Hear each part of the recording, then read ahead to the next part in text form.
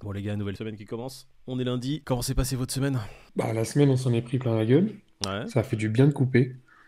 Et en fait, moi, perso, je me suis dit, il faut vraiment que je coupe parce que voilà. Et en fait, c'est bien parce qu'il s'est rien passé ce week-end, j'ai l'impression. Non, il y a eu beaucoup de gens qui ont parlé de tout et rien, mais au final, tout le monde était en attente de la clôture hebdomadaire. Toi, Pete, C'est c'est ça, comment? hein. Bah pareil, moi j'ai profité un peu en famille, là, du beau temps et tout. J'ai regardé si le BTC il était au-dessus des 30, si le TH était au-dessus des 2K. C'est une période incertaine, mais en même temps, c'est une période qui est assez facile, hein. Tu regardes juste quels sont les niveaux, les supports clés, et si tu veux faire du DCA, t'achètes. Moi, j'ai déjà, enfin, moi j'ai déjà mes ordres. J'attends juste de voir s'ils sont touchés, si ça achète. Le week-end, ça a été dessert, grosse bouffe, prise de kilos, sans sport. C'est pas mal, hein. Il y a pire comme week-end, hein. On va dire bonjour à tout le monde, bonjour à vous qui nous rejoignez, messieurs, dames, bonjour à ceux qui nous écoutent en podcast et Salut bonjour, à toutes et à tous. ouais, Salut la team. bonjour à ceux qui nous regardent en vidéo. On va commencer à faire la review des prix hebdomadaires. Quelqu'un veut annoncer un peu le sujet principal de la vidéo? On sait ce qui s'est passé par rapport à Luna. Il y a eu énormément de spéculations. Les complotistes sont sortis. Je pense que ce serait bien de refaire une espèce de chronologie, en fait, de partir vraiment de ce qui s'est passé dès le début. Et ce serait bien qu'on essaie d'en parler un petit peu, développer le truc. Bah, c'est le fait marquant hein, voilà, de Ouais, l'actualité du moment, qu'on soit clair, hein. ouais. Ça sera un dossier complet sur l'affaire Luna et EST, pas que Luna. On va essayer de faire une chronologie complète des faits qui se sont passés, tout ce qu'il y a à savoir, si c'est une attaque, si ce n'est pas une attaque, quelles sont les personnes derrière l'attaque et comment s'est déroulée l'attaque. Un petit teaser, il faut savoir que quelqu'un avait prévenu d'une attaque potentielle similaire en novembre 2021. Le créateur du stablecoin UST a bâché cette personne. On peut le dire, c'est un Escroc! euphémisme. Euphémisme. Il a Escroc! escroc. Les personnes étaient au courant qu'une attaque d'une telle ampleur était très facile, pouvait être mise en place assez rapidement, et ils ont simplement décidé de bâcher la personne. C'est ça qui est incroyable. 6 mois après, l'attaque a été réalisée. Il a mis sur la paille des millions et des millions de personnes. Il y a eu, De enfin, ouf. c'est tellement triste à dire. Il y a eu des suicides et tout à cause de cette histoire. Mais C'est super t'imagines grave. les gens qui ont fait des putains de plus-value quand on était en haut de marché, d'accord? Ces gens-là, ils se sont dit, je vais mettre en stable pour être tranquille, tu vois, dormir sur mes deux oreilles. En plus, je génère 20%, blablabla. Mais ces gens-là, le réveil, c'est comment? Ah, c'est Grosse compliqué, gueule de surtout que bois. t'avais 24 heures avant de déstacker. Et c'est ça qui a fait le plus mal à certaines Tu personnes. rigoles, il y avait certains qui avaient 14 jours pour le destacking de Luna. Grosse douche froide. Bref. Ah, Rappelons que ne pas mettre tout son argent dans les crypto-monnaies, vraiment diversifier ses investissements, c'est très important. Il faut que les pertes que vous subissez sur les crypto-monnaies soient vraiment insignifiantes. Gamble, c'est un gros mot entre guillemets, dans le sens où tu vois, tu te dis, je vais convertir en stable pour être tranquille. Et là, il y a des gens, je suis sûr, même l'USDC, l'USDT, ils se disent qu'il peut y avoir un truc qui flanche à un moment donné. Donc en tout c'est cas, ça chaud, remet en question la confiance, ouais, de ouf. effectivement. L'USDC moins que l'USDT, mais Ouais. l'USDT, moi, maintenant qu'il y a eu l'affaire UST, je me suis grave penché sur les stablecoins. Et j'ai cherché plusieurs articles qui en parlent. Je crois que c'est celui-là. Et du coup, le DAI, alors, le décentralisé, le qui reste, c'est comment? Je me suis pas pensé sur le DAI, je me suis penché directement sur l'USDC et l'USDT et je On me sait suis... déjà que t'as pas un euro sur le DAI, du coup. Non, j'ai pas un euro sur le DAI. Non, je le dis honnêtement. Moi, maintenant, Ouais, je vais même te moi non dire une plus. chose. J'ai chiffre mes USDT en USDC. Ouais. Pourquoi? Parce que l'USDT est encore un peu sketchy. Il n'est pas aussi transparent que l'USDC. L'USDC a été audité par l'un des plus gros instituts d'audit qui est Grant Thornton. Ouais, ils sont carrés, ouais. C'est Je le mange plus avec eux la carré. semaine Ouais, prochaine. tu manges. Ouais, moi, j'ai fait un petit burger hier ce week-end. Et ils ont vraiment attesté qu'ils avaient au moins 92% de cash en équivalent pour backer chaque USDC. Déjà, ça me rassure. Et j'aurais plus tendance à me méfier de ce que tu dis par rapport à l'USDT, justement. L'USDT, Ah je bah, me moi, maintenant, méfierais. j'ai confiance en personne, hein. Oui, Ouais, bah ouais. la confiance, en fait, ça le truc, c'est que l'affaire Luna et UST, ça a vraiment créé un gros remous et une perte de confiance dans l'écosystème crypto en général. L'USDT, jusqu'à aujourd'hui, est très secret sur la quantité de trésor qu'elle a pour back, etc. Elle ne veut pas donner trop de chiffres. Je trouve ça très bizarre, en fait. Ça qui m'a fait vraiment peur, surtout avec l'affaire UST. L'USDC, c'est pour ça que je dis c'est le bon élève, et de toute façon l'article le dit, eux, ils sont très ouverts et très open. Ils sont totalement Ouais. transparents. Bref, on va dire que si vous voulez en savoir plus, allez voir l'article de Coin Academy sur, justement, qui s'appelle Comparatif des différents stablecoins. Quels sont les risques et lequel choisir. C'est un très bon article qui va vous donner, déjà vous en dire plus sur les stablecoin, vraiment vous faire une mise à jour sur les différences entre centralisé et décentralisé. Et ça vous permettra de comprendre un peu ce qui s'est passé déjà sur Luna et UST. Bon, de toute façon, après, vous comprendrez tout quand on aura fait le dossier, juste après la revue des prix. Tableau général, le Coin 360 qui nous permet de voir un peu de vert sur le Bitcoin Ethereum. On va rentrer dans le détail en allant sur le tableau. Le Bitcoin qui est à 30 300 qui prend 2,71% sur les dernières 24 heures. L'Ethereum qui est à 2073 qui prend 2,84%. Les plus grosses hausses sur les dernières 24 heures sont... Alors, on a Cosmos qui prend 14,77%. Cardano et Solana qui prennent respectivement un peu plus de 10%. Tout ça est à remettre dans son contexte. Quand on regarde sur les 7 derniers jours et les 30 derniers jours, tout le tableau est rouge. On a une perte en moyenne, on va dire, grosso modo, de 20 à 30%. Et le seul qui est en gain sur les derniers 30 jours, c'est Tron, qui prend un peu plus de 13%. On arrive sur le Bitcoin, on va regarder un peu les charts, messieurs, dames. Bitcoin, on est en weekly. La clôture cette semaine a donné un Bitcoin qui clôture à 31 400. Tout le monde attendait cette clôture pour voir justement si le Bitcoin clôture en dessous des 28 ou non. Il est bien au-dessus, même des 30 000, ce qui annonce rien du tout. En fait, c'est ça qui est fou, c'est que on avait tous peur d'une clôture en dessous des 28. Moi, j'avais pas peur, c'est ce que j'attendais parce que j'attends que les prix descendent encore plus bas. Je suis plutôt investisseur long terme, donc comme mes comparses David et Peter, j'aimerais que le Bitcoin même tombe aux alentours des 25 et 20 000. On va pas se le cacher, pour que les altcoins puissent être encore à des prix encore plus intéressants, qui perdent encore 40% de leur valeur, pour pouvoir recharger pendant des plus grosses soldes, tout simplement. Donc la clôture hebdomadaire qui s'est fait au-dessus des 31 000, ça donne un marché qui est toujours en attente de savoir ce qui va se passer. On ne sait pas si les prix vont vraiment être à la hausse ou à la baisse. On ne sait pas si Elon va tousser ou pas cette semaine. Bon, on va voir, si Elon tweet sur le Bitcoin, il est possible que le Bitcoin fasse un rallye vers la hausse, mais je vous conseille pas non plus de miser là-dessus. Ouais, non, ne soyez pas euphorique. En daily, le Bitcoin, j'ai déjà fait une droite qui montre un peu le range qu'il fait. Il est en train de faire un range entre les 28 et les 31. On voit un beau bottom qui a été tapé plusieurs fois aux alentours des 28 900. En 4 heures, le Bitcoin, pareil, j'ai redessiné une droite ici aux alentours des 27 700. Il fait un beau range entre les 31 et les 27. Là, pour l'instant, il se retrouve plutôt entre 28 et 31. Il n'y a absolument rien à dire. Attendre la clôture mensuelle. Pour l'instant, incertitude. On ne peut pas savoir si les prix vont continuer entre 31 et 28 ou s'il y a une cassure des 28, s'ils vont vraiment retomber aux alentours des 25.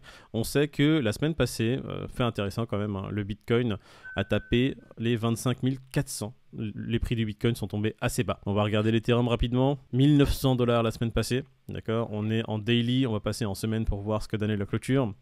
L'Ethereum qui a clôturé hier à 2140. Voilà, aux alentours des 2100 plutôt, on va pas être trop précis. Wait and see dans les jours qui arrivent ce que vont donner les prix. Il n'y a pas grand chose à dire. On a tapé un bottom à 1900 et là on a une mini résistance qui s'est créée ici, aux alentours des 2138. Donc est-ce que l'Ethereum va continuer à faire un range comme le Bitcoin entre 2100 et 1900 ? On va le voir dans les jours qui arrivent. En 4 heures, qu'est-ce que donnent les prix de l'Ethereum ? Ouais, on voit qu'il y a un range qui s'est créé, un début de range entre 1900 et 2100. On ne peut que attendre, on ne peut rien supposer. Gardez du cash, ne vous exposez pas trop sur les marchés. Ça, c'est le seul conseil que je pense que nous trois, on vous donnera. Gardez du cash. Gardez du cash. Voilà. Disponible, parce que si les prix retombent fortement et qu'on se retrouve à des paliers encore plus intéressants, si vous n'avez rien pour investir, ça ne servira à rien d'avoir des prix aussi bas. Voilà, on passe à notre indicateur préféré, le Crypto Fear and Greed. Le Crypto Fear and Greed qui est à 14. C'est bon. La semaine dernière, on était à 9-10. Là, on a pris 4-5 points. C'est magnifique. Le marché qui prend cette clôture hebdomadaire comme un bon signe, semble-t-il. Une clôture au-dessus des 28 et des 30 semble être accueillie de façon assez positive, même si on est dans l'extrême peur. On est à 4-5 points de plus que la semaine passée. Un petit mot, les gars ? Le Bitcoin et l'Ethereum, le fait qu'ils clôturent au-dessus des 2000 pour l'Ethereum et au-dessus des 30 000 pour le Bitcoin, ça relève un peu le moral. Ça range pas mal vers le bas en ce moment. Ça n'a rien cassé, ni par le bas, ni par le haut. À la limite, il y en a qui jouent les rebonds, tu vois, qui achètent en bas de range et qui rebondent en haut. Mais au-delà de ça, pour nous, investisseurs long terme, bon, on regarde, quoi, gentiment. C'est ça. Rien d'autre à faire qu'avoir des ordres clés sur des paliers intéressants et de regarder ce que les prix vont donner. On passe à la première news du jour, messieurs. Medina confirme que les crypto-monnaies commenceront à payer des impôts. Au Portugal. D'un point de vue personnel, Pete, je pense que c'est pareil. On a une petite affection pour le Portugal. Il y a rien d'extraordinaire. En gros, ils s'alignent sur les autres pays européens, quoi. c'est le plus-value. Bon, voilà. Après, le Portugal, c'est un pays en général qui ose pas mal de choses au niveau tech et autres. C'est juste les personnes qui étaient allées s'expatrier au Portugal pour ne pas payer d'impôts sur les crypto-monnaies. Douche froide. Allez, on passe à la De news ouf. suivante. Allez, hop, on déménage. Allez hop. On passe à la news suivante. Une news assez intéressante qui concerne le président du Salvador et 44 autres pays. C'est Naïb là, qui organise un petit goûter chez lui au Salvador Ouais. avec ses amis. Et puis, bon, apparemment, ils seront une petite équipe de 44. Et puis, ça va manger des petits fours. Et puis, ça va discuter crypto-monnaie. 44 Ça pays. reste un grand anniversaire, je suis désolé. Ouais. C'est une belle kermesse. Première avec 44 pays qui envoient quand même des grosses têtes pour discuter crypto-monnaie. On peut c'est saluer l'affaire. Salvador toujours à la pointe. Et plus ça va, plus ils sont pris au sérieux. Donc franchement, c'est top. Ouais. Ouais, c'est encore assez récent, mais c'est vrai que j'aime beaucoup, moi, que des pays comme ça prennent de nouvelles directions, tentent de nouvelles choses. Ils sont un peu précurseurs. Je pense que ça doit déranger certaines grosses institutions, certains gros pays. Pour moi, c'est que du bonheur de voir ça. Le FMI bientôt qui va se mêler à l'affaire et qui va dire bon les gars, si vous voulez le prochain round de financement ou une prochaine enveloppe, va falloir arrêter vos conneries, hein. Bah, Christine Lagarde, elle a envoyé un mail à Bukele pour lui dire comment je suis pas invité à ta petite fête, c'est quoi ce délire? Ouais, on est là depuis des Pas années parce et que j'ai tout. pas de cadeau qu'il faut pas m'inviter. C'est pas parce que je suis là en train de te mettre la pression depuis des années que ouais non quand même je prends ça mal. Je suis pas Mais contente. qui aime bien châtie bien, tu vois pas qu'elle veut le serrer en scred. À quand la France qui se réunit avec l'Allemagne et tous les pays européens pour se dire bon ils se réunissent actuellement on va dire au niveau européen pour faire une réglementation mais je pense pas que ça sera le même mood qu'au Salvador où ils vont être là pam pam pam pam pam Pas Ça va pam. manquer de petits fours, je pense. Ça va manquer de petits fours. Ils sont plutôt là à dire les gars il est où notre oseille? Il y a des gens ils sont en train de se faire de l'oseille dans la crypto. Je veux ma part. Comment on La fait? base, Ça c'est l'Europe tu vois alors que le Salvador c'est bon les gars crypto-monnaie bitcoin comment on fait pour le monde? tenez, je vais faire un wallet pour tout le monde avec $30 dessus de BTC et faites-vous Magnifique. plaisir. Non, Le ce qui est Capri Fête. fort, ce qui est fort aussi, c'est que tu vas te retrouver à avoir des habitants.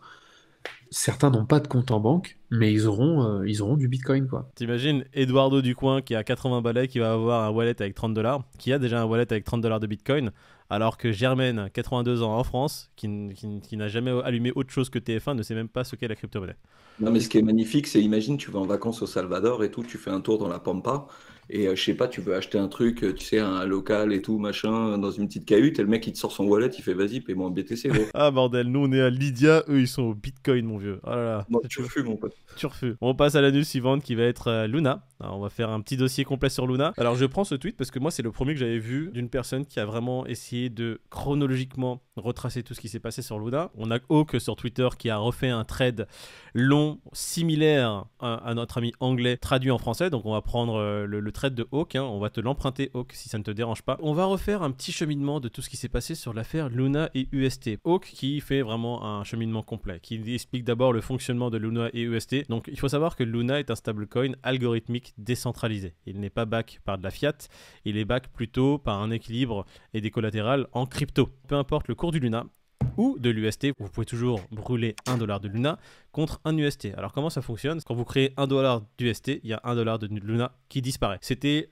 en ça que cet écosystème était très intéressant et c'est pour ça que personnellement, moi, je m'étais mis sur Luna. C'était comme une monnaie déflationniste qui ne pouvait que prendre en valeur. Plus l'UST était utilisé, plus le Luna était burn et moins il y avait de liquidité en Luna. Donc Luna prenait de la valeur. Et il explique aussi le système, si l'UST est en dessous de $1, et ben vous pouvez toujours l'échanger et le burn contre $1 de Luna. C'est ça qui était le collatéral et qui donnait confiance dans ce stablecoin. Du coup, comment on fait pour rendre cet environnement attrayant pour les investisseurs? Eh bien, pour le rendre intéressant, sur Terra, l'utilité était l'Anchor Protocol, qui payait 19,5% d'intérêt stable sous forme d'UST à toutes les personnes qui déposaient leur UST sur le protocole. C'est-à-dire que quand vous stackiez de l'UST, donc vous participiez à l'environnement, d'accord, vous bloquez les tokens et vous aviez 19,5% de rendement. Et c'est là que le bas blesse, c'est-à-dire qu'il y a beaucoup d'intervenants et beaucoup d'acteurs du marché qui se sont dit mais c'est quand même un peu bizarre, ça fait un peu dangereux comme tu étais là, tu proposes un stablecoin qui est algorithmique, donc qui est vraiment décentralisé, et pour le mettre en avant et pour le rendre legit et pour que les gens le backent, t'es là à dire que venez à la fête, stacker ces UST, participez à l'écosystème, donnez votre argent et on vous donnera 20% d'intérêt annuel. 20%, c'est beaucoup. Et il y a des petites alarmes qui ont commencé à se déclencher, on va dire. Ceux qui ont deep et qui ont digger le sujet, quoi, eux, tout de suite, ils ont vu qu'il y avait un loup. Hein. Quand l'autre, il a commencé à faire des tweets à dire ceux qui en ont pas, ils vont être pauvres ou ce genre de conneries. Là. On y reviendra sur la personnalité du bonhomme. Mais c'est vrai que tu vois, un stablecoin comme l'USDC ou l'USDT, quand tu le stackais, c'était à base entre 8 et 12% au mieux. Maximum. Et là, voilà. Et là, t'as un truc qui te propose 19% ou 20%, tu te dis. Est-ce que c'est viable? Ouais, ils Dans ont le- peut-être dit aussi parce que le mec avait un passif, apparemment. Hein. Ah, mais attention, tu utilises un peu trop de choses là. Tu vas trop Mais je vite en dis besoin. pas, il m'énerve là, j'ai envie de le mordre. T'as envie de le mordre. Alors restez connectés parce qu'il y a énormément d'infos et il y a énormément de retournements dans cette histoire. Il y a des choses qui sont vraiment incroyables. Donc, UST et Luna rendent l'environnement attrayant en proposant 20% d'intérêt annuel sur le stacking de UST. Un stablecoin est censé être stable, donc normalement, entre guillemets, aucun risque. Hein, et aucun risque et vous gagnez 20%. Donc pourquoi pas mettre toute sa fortune et se dire je gagne 20% annuel, c'est incroyable. Bah ouais, mais Mais dis-toi bien qu'il y en a plein qui ont pensé ça et il y en a plein qui aujourd'hui sont dans le mal. Et on vous le dira jamais assez, hein, on a beau vous parler de tel ou tel protocole, faites vos propres recherches, n'hésitez pas à diguer avant d'investir quoi que ce soit. Alors pour pouvoir continuer, on va juste donner une définition rapide de ce qu'est un PEG, un PEG. Le PEG, c'est une fixation du taux de change. Donc le PEG sur le stablecoin UST était à 1$. C'est-à-dire que l'UST était censé valoir et être stable à un cours de 1$. Un DPEG, c'est juste le taux de change fixé à la base qui n'est plus valable. UST a subi un DPEG il y a quelques jours, ce qui a donné lieu à cette situation chaotique qu'on connaît aujourd'hui. Mais ce n'est pas le premier. L'UST a déjà subi un DPEG déjà dans le passé. La raison de ce DPEG, c'était juste de connaître l'un des créateurs, qui est @0xsifu, qui est un scammer reconnu dans le milieu, était un des créateurs de ce token. Donc dès que les gens ont su que Sifu était un des créateurs, je pense que tout le monde a voulu s'enfuir. Le créateur Stablecoin, suite à cette histoire, quand le DPEG s'est repeg, c'est-à-dire quand le cours de l'UST est revenu à la normale, il a pris ça en marketant, en disant regardez la résilience de ce token, on a subi une première échauffourée, on a été DPEG, mais l'écosystème et l'environnement est revenu à la normale, l'UST vaincra. Et lui, il est parti. Le cours a fait x2 en un mois après cette histoire-là. Le cours du Luna, C'est pas ça. de l'UST, attention, le cours de l'UST Non, ne le peut pas cours faire. de Luna, suite à ce truc-là, justement, au repeg de l'UST, Mhm. eh ben, il a fait x2 en un mois. On va parler un peu plus de la personnalité de ce cher Stablecoin. Il nous rend pas service, il fait pas de la bonne pub, il a planté v'là les gens. Là-dessus, t'as Quelqu'un raison. veut parler un peu de la personnalité de ce cher Quan? Pas grand-chose à dire, à part que c'est un mec qui a l'air imbu de lui-même et qu'effectivement, il a fait des déclarations sur son profil Twitter quant à sa gestion qui aurait dû déjà nous faire tiquer à l'époque. On sait aussi qu'il n'est pas à sa première création de stablecoin et qu'effectivement, il y a déjà eu un truc un peu chelou avec lui. Moi j'étais plus inquiet, tu vois, sur CZ qui fait des déclarations bizarres et je me disais, le mec, quand même, à la tête de Binance, il est un peu chelou avec ses déclarations. Mais putain, mais j'aurais dû ouvrir les yeux sur ce gars-là, tu vois. Il a clairement dit de mes mains, je vais tuer le DAI. Je vais être le premier stablecoin décentralisé, tous les autres vont disparaître. Voilà. C'est une C'est de l'arrogance gratuite. Ouais, c'est même plus de l'arrogance, le gars il imbue sa personne. Un membre de la sphère crypto avait déjà tweeté et sonné l'alarme quant au PEG et au DPEG de l'UST et de son instabilité. Mais Quan, qu'est-ce qu'il a décidé de faire quand ce cher Tweetos est venu juste le prévenir que il y a un gros problème sur ton stablecoin, fais gaffe, voilà ce qui peut se passer et de façon assez facile. Il a fait un tweet complet en décrivant l'attaque qui était possible sur l'UST, dans le détail, en lui expliquant combien environ il fallait d'argent pour pouvoir faire cette attaque et ce que ça impliquerait et ce que ça donnerait en fait si une attaque d'une telle ampleur était réalisée. Et Quan n'a pas jugé bon de prendre ça en compte et a simplement répondu probablement le post le plus débile que j'ai lu dans cette dernière décennie. Le silence est une opinion parfaitement acceptable dans ces conditions. Les milliardaires qui me suivent, allez-y, on va voir ce qui se passe, faites votre attaque. Il y a quelqu'un qui vient, c'est un mec qui est bienveillant, qui te dit mec, ton stablecoin, il est vraiment instable, il est sur un solde vert, il suffit d'avoir 1 milliard et il disparaît. Et toi, qu'est-ce que tu trouves bon à répondre? Ouais, non mais dégage, tu sais quoi, rien à En foutre. fait, c'est ça le pire. C'est que le tweet de ce gars-là était bourré de bienveillance. Mhm. Et lui, bon, tu l'as lu, il a envoyé chier comme jamais, quoi. Et ben on va montrer le tweet, hein. Hop là. Bref résumé de comment un attaquant fortuné, c'est-à-dire qu'un mec fortuné qui attaque Luna, pouvait non seulement attaquer Luna, mais complètement détruire Terra Money, c'est-à-dire l'environnement Terra, UST, Luna. D'accord ? Il a vraiment donné des détails complets sur comment ça pouvait se produire et le nom de l'attaque, il a dit by doing it with a Soros style Black Wednesday attack, parce que ça s'est déjà fait dans la finance traditionnelle. Cette attaque qui a eu lieu sur l'UST et Luna a déjà un nom parce qu'elle a déjà été faite dans un autre milieu. Il l'appelle la Soros style Black Wednesday attack et c'est entre guillemets à peu de choses près ce qui s'est passé ce 10 mai, enfin ça a commencé le 9 mai, mais ce 9, 10, 11 mai 2022. Si j'avais su qu'il avait une personnalité comme ça, mais je me serais même pas approché de ses projets. Le fait que ce soit un stable, finalement, on n'a pas poussé la réflexion alors qu'on aurait dû. Hein. Là, il donne beaucoup de chiffres, donc je vous inviterai à aller voir le thread pour voir les chiffres dans le détail. Je ne vais pas vous assommer avec des chiffres et surtout pour ceux qui nous écoutent sur podcast, ça va être chiant à mourir. Donc le 7 mai, l'UST était à 0,9975 $. D'accord ? Il était un peu en dessous des 1 $. Il y a des alarmes qui ont commencé à retentir. Certaines personnes ont commencé à voir que c'était bizarre. Comme il le dit, il y a environ 300 millions d'UST qui sont sortis d'encore pendant cette journée, ce qui a réussi à créer un léger déséquilibre. Aucune réaction du CEO ou de Luna Guard Foundation. Alors la Luna Guard Foundation, c'est une fondation qui a, on va dire, énormément de crypto pour pouvoir être en collatéral et venir en aide à l'UST s'il y a un problème. D'accord ? Là, il faut savoir que la Luna Guard Foundation avait environ entre 3 et 4 milliards de collatéral diversifié entre Bitcoin et d'autres crypto-monnaies, dont notamment Ethereum. D'ailleurs, là, quand ça s'est produit, que ça a été des pecs, donc du coup du dollar, bon, tout le monde commence à s'inquiéter, mais c'était encore sauvable plus ou moins, on savait pas trop, les gens étaient en train de tous chacun faire leurs conclusions, c'était un peu compliqué. On a était même que, mis un trade en disant je sors, il fait moins 0,2, je sors, et l'autre qui lui dit ah bah c'est bien, t'es en perte sur un stablecoin, bravo génie, genre. On n'est pas encore à moins 0,2, là on était vraiment au début, on était à 0,9975. Donc c'était pas non plus énorme, mais voilà, ça c'était le 7 mai. Le 8 mai, on se retrouve directement à un UST qui est à moins 0,25%. On se retrouve à 0,995, c'est-à-dire que le DPEG ne s'est pas repeg, il n'est pas retourné à 1 $. Un jour après. Et là, on voit déjà un déséquilibre entre les poules 3 et les poules 4, d'accord ? Bon, là, pour le détail, je vous laisse vraiment regarder le thread, ça vous permettra d'avoir un peu plus de détails. Et là, on voit toujours rien qui se passe au niveau du CEO, tu vois. Comme il le dit, il y a toujours une touche d'arrogance de la part de Do Kwon qui dit « Ouais, bro, les gars, j'ai pas besoin de vendre le BTC qui est sur la Luna Guard Foundation pour venir renflouer de 300 millions. Je pense qu'il n'y a aucune action nécessaire sur ce qui se passe actuellement. Ces déséquilibres, généralement, se rééquilibrent tout seuls. J'ai rien à faire. Merci. Regardez ailleurs. » Ça... Bon week-end, les gars. Ça va être un excellent week-end. On est le 8 mai 2022. Il y a un DPEG de l'UST. Aucune réaction du CEO, sinon encore de l'arrogance qui dit « circulez, allez voir ailleurs ». Le 9 mai, on fait un dip. On passe de 99 centimes sur l'UST à 0,92. Voilà. On va dire une mèche majeure qui commence à vraiment signer une grosse alarme chez tout le monde. Et là, la spirale infernale va commencer. On se retrouve à 0,92. On ne peut pas dire que cette situation est normale. Elle va se résorber d'elle-même. Ça fait 2 jours que l'UST est DPEG. On est aux alentours des 99 centimes, encore proche des 1 $. Donc pas d'alarme qui sonne chez les grosses têtes de l'UST. Et là, maintenant, ils n'ont plus d'autre choix que de réagir. Est-ce qu'ils réagissent ? Eh bien non, pas tout de suite. On n'a aucun communiqué dans les premiers jours. On y arrive.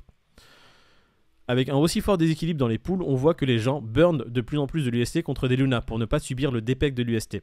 Le cours du Luna chute de près de 40% et c'est là qu'on se rend compte que c'est le début de la fin. Alors qu'est-ce qui se passe ? Les gens qui voient justement l'UST dégringoler, qu'est-ce qu'ils font ?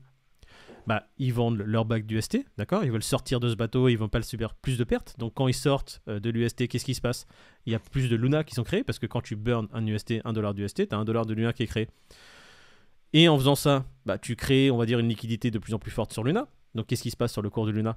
Le cours du Luna, il chute, d'accord ? Et on le voit, le cours du Luna a chuté de près de 40% sur la journée. L'UST, dans la nuit du 10 mai, il a fait une chute à 0,6 $ sur Binance. D'accord. Dans la journée du 10 mai, en faisant cette pointe à 60 centimes de dollars, le cours du Luna, qui avait déjà perdu environ 50%, repère 60%. Il se retrouve de 47 $ à 19 $. Donc le Luna qui commence à avoir sa liquidité qui augmente de façon phénoménale parce que les gens se débarrassent de leur UST, le Luna qui se casse la gueule, et c'est là que t'as la Luna Guard Foundation qui arrive, et ça tu le vois sur le thread en anglais, pas sur le thread français, c'est lui qui l'explique. Donc c'est une spirale infernale. En fait, la Luna Guard Foundation va arriver, va commencer à vider son portefeuille Bitcoin. Donc elle prend tous les Bitcoins qu'elle avait en stock pour pouvoir acheter en fait de l'UST et maintenir, on va dire, le niveau de l'UST à plus ou moins 90 centimes pour qu'il ne fasse pas un dépec trop violent. Mais qu'est-ce qui se passe? On a un dump massif de Bitcoin, donc une vente massive de Bitcoin contre l'UST. Donc on a une forte pression baissière qui maintenant s'exerce sur le Bitcoin et le Bitcoin fait une chute vertigineuse. C'est ce que tu dis, c'est effet boule de neige en fait. Ils vendent le Bitcoin pour faire remonter l'UST. Vu qu'il y a une vente de Bitcoin, le prix baisse. Du coup, comme l'a dit Peter l'autre jour, quand le Bitcoin tous les alts sont malades, bah, du coup, baisse du prix du Bitcoin, donc baisse du marché. Et du coup, les gens vendent le Luna, même sans parler de l'UST. Ils vendent leurs alts en se disant que le Bitcoin est en train de chuter, quoi. Est-ce que c'est à ce moment-là que du coup il y en a qui en ont profité pour jouer le Bitcoin à la baisse et enfoncer encore plus le clou? Par exemple, ouais.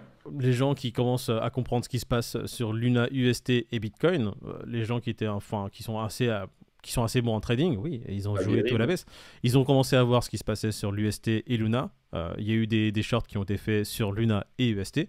D'accord. Sur le Bitcoin, pareil, ils ont vu une forte baisse. Enfin, en fait, tu as énormément de Bitcoin qui sont flush directement sur le marché et mis en vente pour pouvoir résorber une situation sur l'UST qui ne sera pas résorbable. Hein. C'est vraiment un cercle vicieux.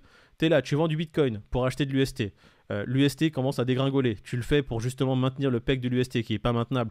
En faisant ça, bah, tu as le Luna derrière qui s'effondre aussi parce que le Bitcoin commence à s'effondrer et parce que justement l'UST est burn en masse. Donc les gens, qu'est-ce qu'ils ont fait? Ils ont commencé à short du Luna. Ils ont créé ils se sont fait des fortunes en shortant du Luna. Ils ont commencé à short du Bitcoin aussi parce qu'en voyant la situation avec ce dump massif, ils se sont dit bon bah, le Bitcoin il va commencer à dévisser, donc ils ont short du BTC.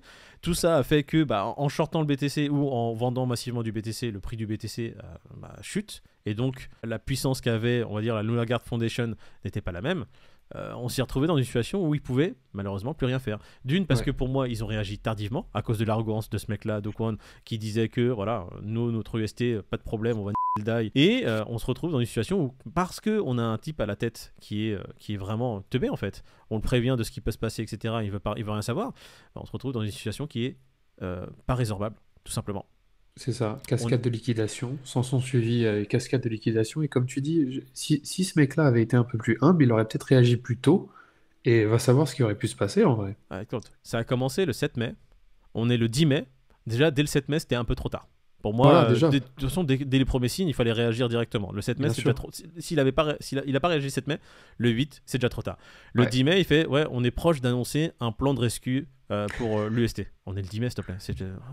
C'est la situation, il y a le feu partout. L'immeuble il est en feu, t'as la moitié de l'immeuble, t'as la moitié des fondations qui sont tombées par terre.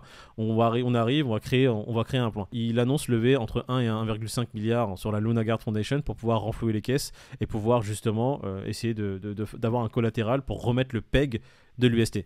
Mais le plan il est pourri. Il va donner à certains investisseurs un premium sur le prix du Luna et vendre, on va dire, 20 à 30% de la liquidité du Luna à ces personnes-là.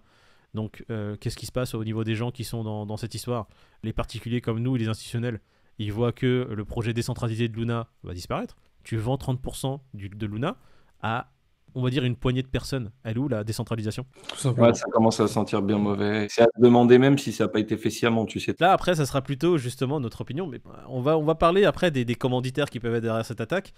Parce que pour nous, clairement, c'est notre opinion. Moi, c'est clairement une attaque qui a été faite sur le réseau. Maintenant, qui l'a faite? On va en parler tout à l'heure. À qui profite le crime? Bah, tout à fait. Mais après, on va rentrer dans le détail justement de combien a coûté l'attaque et combien se sont fait les attaquants. Donc, on est le 10 et il fait un tweet pour dire qu'il annonce un plan de rescue. Le plan de rescue est totalement pété, d'accord? Qu'on se le dise, il n'y a pas d'autre mot. Il est complètement nul. Donc, les gens perdent de confiance totale. Le Luna qui était aux alentours des 17, de 20, il passe, je crois, à 1$. L'UST qui est en pleine dégringolade. Et il commence à faire un trade. Do Kwon, il parle à la communauté comme quoi ils vont revenir plus fort que jamais, tout va bien se passer, essayez de rester confiant.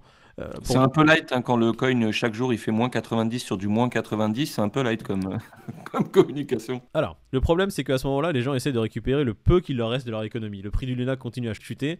Analyse de la suite. Le Luna qui est à 1$ à un moment donné, bon, on en a parlé, il a fait une touchette aux alentours des 60 centimes. Il est remonté aux alentours des 6$ pour après complètement rechuté. Et là, on est à quelques centimes de dollars sur le Luna. On est à 0.000, je sais même pas combien de zéros. Ouais, c'est ça. Je sais même Voilà. pas si on peut appeler ça des centimes. Non, quand t'es à- bon, on va remettre le tableau. Hein. derrière. Hop là, on va me remettre ce beau tableau pour que les gens voient. Sur le Terra Luna, on est à moins 100%. C'est la première fois que je vois à moins 100% moi mais c'est pas fini. Là, ça c'est la situation telle qu'elle est. Voilà comment ça s'est passé. Voilà. On est passé d'un UST qui était peg à 1$ à un DPEG, d'accord. Là, voilà, c'est le résumé. C'était pas son premier coup d'essai sur le stablecoin. Il faut savoir que stablecoin, Il avait déjà lancé un stablecoin qui s'était pété la gueule, quoi. mais ça, on l'a su que après. Justement, c'est des gens qui ont dig un peu les infos, les news, qui sont allés vraiment fouiller dans le passé pour voir que ce mec-là, c'est pas la première fois qu'il lançait un stablecoin décentralisé. Mais Donc, même à ce moment-là, c'est-à-dire que même quand il a répondu à ça, il l'a répondu avec arrogance en disant que c'était une espèce de coin pilote, c'était un test. Ouais. Mais le mal était fait, et voilà, c'est trop tard. Non, mais moi, je crois qu'il y a un contrat sur sa tête, c'est pas possible. Non, mais là, aujourd'hui, il doit se cacher. Je pense Ah qu'il oui. il y a beaucoup de gens, malheureusement, il y a beaucoup de gens qui le recherchent et qui vont en... Non, mais au-delà de ça, la justice, il va pas y avoir un procès. Bah, il y a un la truc. SSI, la SEC, qui veut lui poser des questions, mais tu imagines bien qu'il va jamais se rendre à ce rendez-vous-là. Parlant de ça, il paraît qu'il y a 1,3 milliard qui n'auraient pas été retrouvés de la Fondation Luna, enfin du moins, qui ont été transférés de Terra Luna à Binance et Binance. Gemini, mais qu'on ne sait pas, on sait pas On à ne sait quoi pas où ça- ils sont passés, ouais. Maintenant, on va parler vraiment des choses, comme vous le dites, sketchy. 1,2 milliard de dollars de BTC restent introuvable chez Luna Guard Foundation. C'est Coin Academy qui nous donne l'information relayée par The Block. Il y a des gens assez influents qui sont mêlés de l'affaire. Alors, les premières rumeurs, c'était que c'était une attaque de BlackRock et Gemini, parce que Gemini avait prêté 100 000 bitcoins aux personnes qui ont attaqué le réseau. Gemini qui clairement a dit non, on n'a pas fait de prêt de 100K bitcoin. Voilà. BlackRock qui a fait un communiqué qui a dit non, on n'est pas à l'issue de l'attaque. C'est pas nous non plus. Ils ont tué le truc direct, vraiment. Non, Pour le coup, clairement. ils ont- Et des rumeurs qui ont commencé à voir le jour qui disent que mais les gars, c'est peut-être Do Kwon en fait, tout simplement. C'est peut-être lui avec une équipe qui a fait ça. Donc Do Kwon qui n'a pas démenti jusqu'à présent. Enfin, moi j'ai pas vu de news qui disent clairement qu'il dément. Et il y a rien qui vient prouver le contraire. Donc on sait que l'attaque a été menée, comme l'a fait ce tweetos, l'avait décrit ce tweetos à Do Kwon à l'époque, par une entité ou plusieurs personnes, et qu'ils avaient besoin d'environ pas grand chose, 1 milliard. Enfin, pas grand chose à leur niveau. Et vous avez un thread de On-Chain Wizard, donc ici, d'accord, on vous mettra si vous voulez le lien dans la description, qui vous montre comment. Alors, lui, il voit ça comme du génie, parce que on a toujours les deux côtés. Les gens qui ont fait ça, ils ont juste exploité une faille, et il dit que ces gens-là se sont fait environ 800 millions de dollars grâce à cette attaque. Donc lui, il va détailler plutôt le côté pécunier. Combien cette attaque a coûté, combien cette attaque a rapporté et comment elle a été faite. Et moi, ce que j'ai bien aimé, c'est CZ Binance. Alors, CZ Binance, je trouvais sketchy ces dernières semaines, surtout pendant la conférence qu'il y a eu à Paris sur la Paris Blockchain Week, là, je sais pas quoi. Il faisait des tweets un peu marrants, un peu bizarres, et je me suis dit, c'est quand même le CEO de Binance. Il fait des tweets drôles qui sont un peu enfantins, et je me suis dit, mais il est à la tête de Binance, c'est un CEO d'une plateforme majeure de crypto, donc moi ça a commencé à me faire peur. Ce que je viens de voir là, en regardant les tweets, je me dis que c'est un mec qui mélange pas tout et qui, là, c'est le moment d'être sérieux. Et quand tu vois son thread, pour le coup, moi, je sais qu'il a regagné ma confiance, en tout cas. On fait un résumé de son trade. Alors le premier, il fait juste un résumé de la situation, ce qui s'est passé sur Luna et l'UST, et il explique pourquoi en fait, il y a un moment donné, il a délisté le Luna ou l'UST de sa plateforme, et il est le premier à mettre des gros warnings sur le trade de Luna et UST sur sa plateforme. Il dit écoutez, c'est revenu en place, mais faites très attention, c'est extrêmement volatile.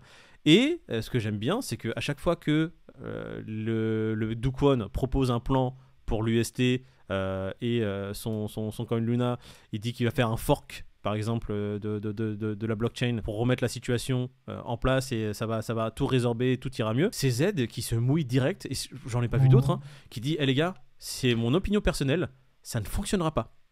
Les forks ne donnent pas de nouvelles valeurs. C'est utopique. Et c'est lui qui dit clairement, il attaque, où sont passés les bitcoins qui étaient supposés être utilisés comme réserve et comme collatéral pour justement éviter une situation pareille. Il n'est pas là pour aider ces gens-là à s'en sortir, mais plutôt essayer de faire la lumière sur ce qui s'est passé et essayer de trouver une solution plus que convenable pour tout le monde. Je vous mettrai les adresses, les différents liens sur justement les trades et les tweets, et surtout ces deux gros trades, le français et l'anglais, sur l'affaire Luna. d'accord? Ouais, l'anglais est vraiment très intéressant, ouais. L'anglais est plus intéressant parce qu'il explique vraiment la spirale dans laquelle Ouais. est tombé UST, Luna et Bitcoin, ce qui a fait que les prix sont crash totalement. Le français est plus détaillé parce qu'il y a beaucoup plus de tweets et il va, on va dire, rentrer dans d'autres détails que le trade anglais ne tacle pas. Mais le trade anglais, si vous lisez l'anglais, allez-y. Et ce que je vais faire, je vais le traduire en français. Je vais mettre le lien vers cette personne très intéressante qui a vraiment fait quelque chose de gros. Et nous, on va clôturer là-dessus. Si vous voulez vraiment des informations plus complètes, dites-le nous. Il faut rendre à César ce qui est à César. Merci, parce que la chaîne, on a vu une forte progression ces Ce derniers jours. week-end, ouais. Des gens qui like, qui commentent de plus en plus. Et le nombre bah. d'abonnés Merci à vous. Bonjour les nouveaux Merci à abonnés. vous. Vous, auditeurs, vous nous faites grave plaisir. Merci à vous d'être là. Exactement, on a vu des commentaires de certains viewers qui disaient que nos vidéos étaient leur petit rituel du matin. Envoyez Non, des non, non. messages, on kiffe. Il y a plein d'autres news qu'on aurait aimé commenter, mais on va pas faire une vidéo de 2 heures. Voilà un peu, on va dire, le résumé de l'affaire Luna. On a principalement une personne arrogante qui n'a pas su faire les choses en temps et en heure, qui était imbu de sa personne et qui se croyait au-dessus de tout, et qui s'est mangé un gros revers dans la face. Messieurs, dames qui nous avez suivis jusqu'à maintenant, merci d'avoir regardé la vidéo en entier. Si ça vous a plu, n'hésitez pas à liker, commenter et remettre les choses en place, si on a dit des bêtises, comme d'habitude. On Ouais, est là, nous, n'hésitez pour pas. discuter entre amis. On essaye de vous donner les informations les plus précises, mais il y a des cas où on peut omettre certaines informations clés. Donc n'hésitez pas à les marquer en commentaire. Pete, David, bonne journée à vous. Bon Voilà. courage pour la semaine, les Les gars. Merci à vous les auditeurs. Merci Voilà, à vous, passez une bonne merci beaucoup. semaine, bon courage à vous. Et faites attention sur les marchés, restez protégés. Ciao, ciao. Ciao.